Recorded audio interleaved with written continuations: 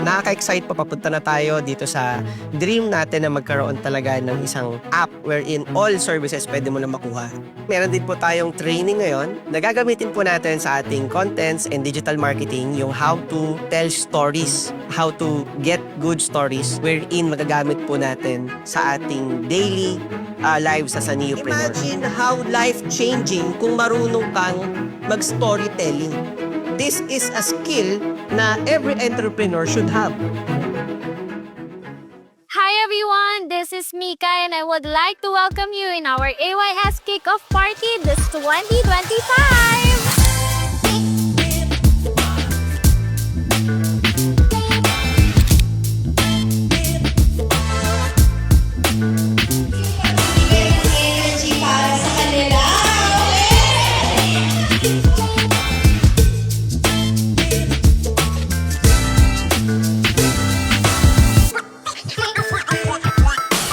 Welcome to our 2025 kick-off. I'm seeing a lot of new faces and also familiar faces, lalo na pag pumupunta kami ng provinces. Ngayon nakita namin sila dito sa office, nakakatuwa. They actually made it. And there are some na dadating pa, no? So I'm really excited in meeting everybody, no? In talking to everybody, lalo na on how do we penetrate the market in their area. I don't wanna spoil you, but let me tell you one thing. AYS will be more smart, and AYS, of course, will have more ways to earn. Our average booking fee from 1,000 last year has increased this year into 5,000. No? Ibig sabihin, yung mga nagiging customers natin right now, mas malaki yung ini-spend nila pagdating sa booking, no?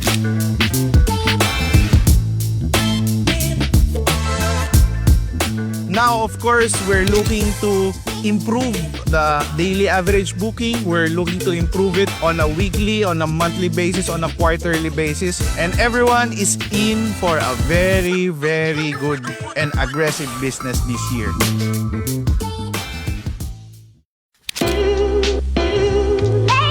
This is a very good concept. Bagong-bago.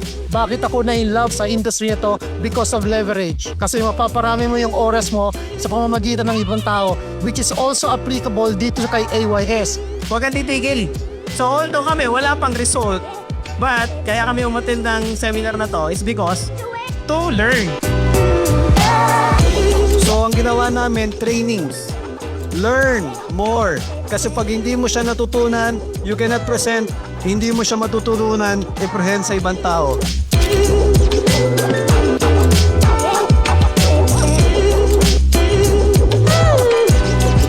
So maraming salamat po sa inyong lahat. Tapos na po ang ating kick-off training. God bless you all.